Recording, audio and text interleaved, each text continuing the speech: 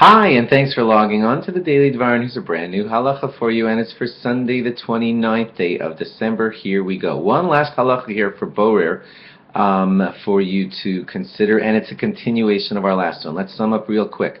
We had told you last time that if you have a jumble of silverware in your hand, and you want to set the table with that jumble of silverware, that's cutlery that's in your hand, you're only allowed to do it if it's right before the meal. If it takes 10 minutes and the meal's at 12, then you can start doing it at 10 to 12. And then we told you that if they were all in separate compartments and you had, let's say, the spoons in their spoon compartment and the knives in their knives compartment, and you want to just take it from there and set them, then that would be totally allowed at any time, because that's not a boer or selection issue at all on Shabbos, because you're not really selecting. There was no jumble or anything like that. And remember, this is all just discussing on Shabbos when boer or selecting is something that's not allowed. Okay, but here's the additional point for today.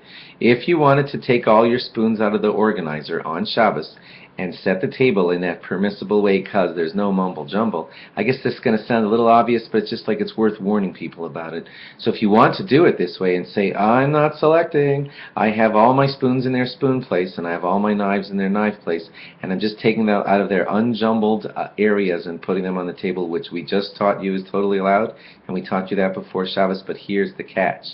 What if, as you take the spoons out of that container and the knives out of that container, you hold them all in your hand together? If they become jumbled in your hand together, then you're back at the same problem all over again, and you wouldn't be allowed to set the table except right before the meal.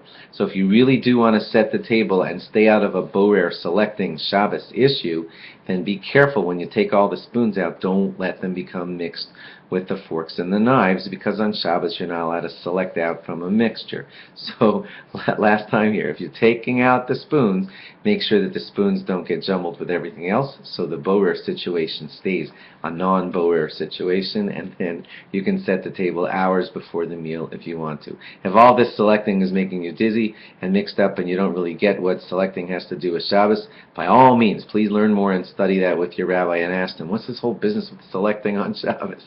But it is one of the 39 works that you're not allowed to do on Shabbos, and this would be one of the applications of it, which you should be careful not to fall prey to.